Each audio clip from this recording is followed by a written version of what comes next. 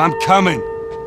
More than 2 years ago, when we were finishing Last of Us Part 2, and we were working on those flashbacks within that scene for the first game, we got excited with the idea of like, oh man, what if we made The Last of Us Part 1 to look as good, if not better, than what we have done with Last of Us Part 2, which we really pushed the boundaries of like what we could do from gameplay and a graphical standpoint, and felt like if we do that, we could actually come even closer to our original vision of what the first game would have been had we not been constrained by technology.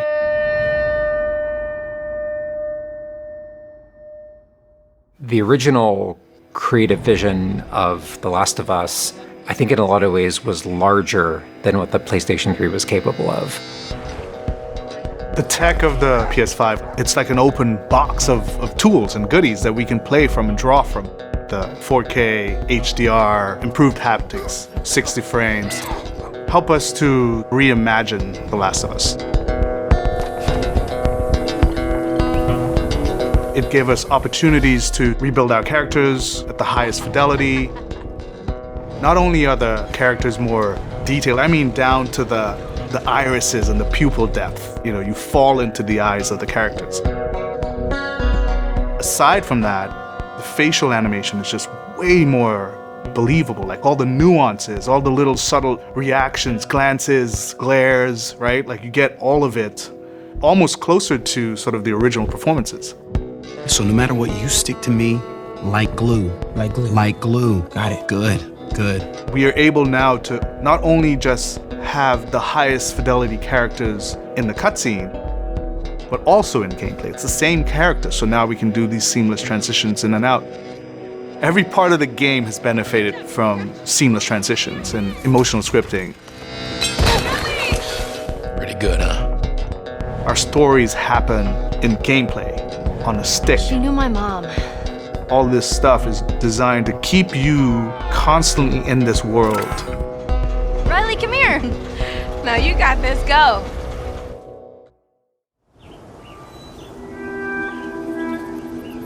One of the things that the PlayStation 5 is really enabling is that we're able to have a density of physics objects in a scene that we could never do before. Like, this has always been the dream, is to have this number of bumpables, chippables, breakables, destructible objects in a scene. It just makes the world feel rich, makes it feel lived in.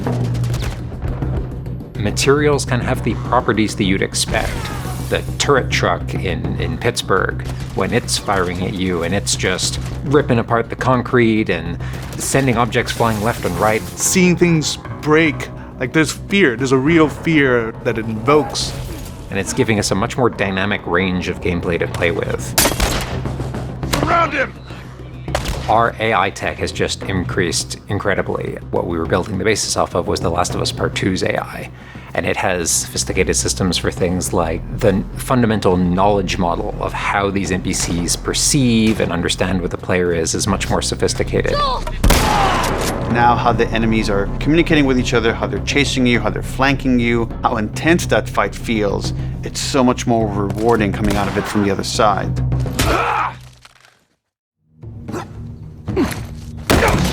Get out! One of the other big AI improvements is the buddies. The buddies technology that we developed for The Last of Us Part 2 has this very sophisticated understanding of like, okay, this is where the enemies can see their exposure. We not only have exposure, we have future exposure. So buddies can know, okay, that enemy is walking forward and they're about to round this corner. So in 3 seconds, that corner is going to be exposed. So I'd better move now to avoid this enemy seeing me. This really lets the buddies make very complex decisions and maintain that feeling of stealth much more believably. Another big enhancement to the gameplay is that we have this technology called motion matching. Motion matching is this technology that's basically using logic that tries to match the desired movement to a bucket of hundreds of animations. A mocapped actor has gone in and run this whole gauntlet of movements to get a really full set of all the different ways a person can move. And then it's basically every frame trying to find the best matching animation that fits the path of where the character is going to go. And this motion model just gives this really seamless sense of transition. The player's movement is just a lot cleaner. It's this really smooth, organic movement through the space. First, we just had to build that core experience. And then beyond that, we wanted to add several features that fans have been asking for. For example, we now have a permadeath mode. Along that, we've added a brand new speedrun mode, so players can time themselves. There's a whole community of gamers that just want to see how fast they can play through this game. Beyond that, we added a bunch more of unlockables. So there's all these different outfits for Ellie and Joel that people can unlock. A model viewer mode, so people can really appreciate the details. We added award-winning accessibility features. Every single accessibility option that we offer, that's a barrier removed for someone. As she surveys the apartment, her eyes wander to Joel. She steps past the couch. He wears the wristwatch Sarah gifted him, which now has a cracked face. To my knowledge, this is the first PlayStation game that has audio description built into the game, built into the cinematics. Now it's nighttime. Joel stirs in his sleep. And that's really the way we've tried to push the frontier of accessibility on this game.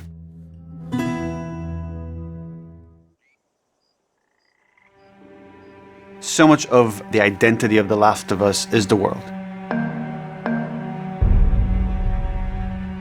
We revamped completely the art direction. You know, everything from these expansive vistas that not only are they beautiful, but you feel the environments. You feel the environments in a much more visceral way. The rooftops overlooking the Capitol building, for example, like just the breath of fresh air when you go up there and you just like, you feel that sort of release in tension. And then, you know, to juxtapose that down in the tunnels in Wilds, and you get that dank, flooded tunnel feel, that humidity, you can actually feel it. All these environments are just completely reimagined. Now we got our engine on the PS5, those haptics, the 3D audio, the fast loading. It really creates a much more immersive, and because of that, much more emotional experience. One of the things I absolutely love with the 3D audio in The Last of Us Part 1 is being able to hear an enemy before they sneak up on you.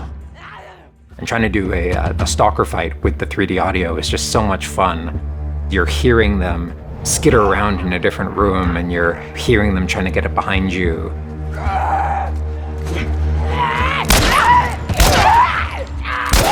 Having that two-part reaction of like hearing, turning, seeing, reacting, it's just really heightens that sense of just being grounded. You are in this character, you are in this world. Now, with the PlayStation 5, the amount of control that developers have over the DualSense, it's really, really cool. All the guns in the game have a variable amount of resistance on the triggers when you aim them. The way it works with the bow is that at the very beginning, when they're starting to draw the bow, there's a little bit of resistance. And then as the bow gets tauter and tauter, the amount of resistance is increasing. And then when you release the bow, you're also getting that resistance going out of the trigger. When you are aiming and firing the shotgun, you're going to get a haptic vibration on the shot. And then what I think is one of the ways that the DualSense really advances things is you're going to get a haptic vibration on the pump of the shotgun. And what's much more sophisticated about that on the DualSense is that in effect has a little like speaker in it. And it's playing an audio file that comes through in the vibrations. And those two beats is what you're going to feel on the controller. Looks like a good spot. This also ties in to the new workbench animations. So if you're seeing Joel taking apart a gun or screwing something in or putting a new stock on a gun, that moment where he's like jamming that on, you're gonna get that haptic feedback on that.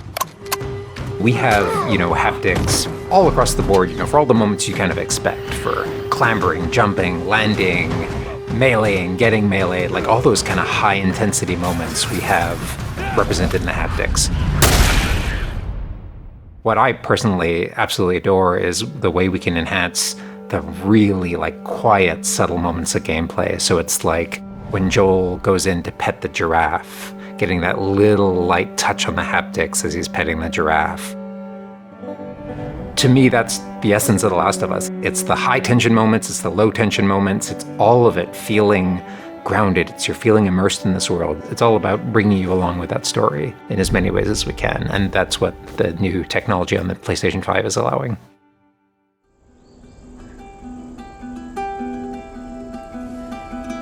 Was that everything you hoped for?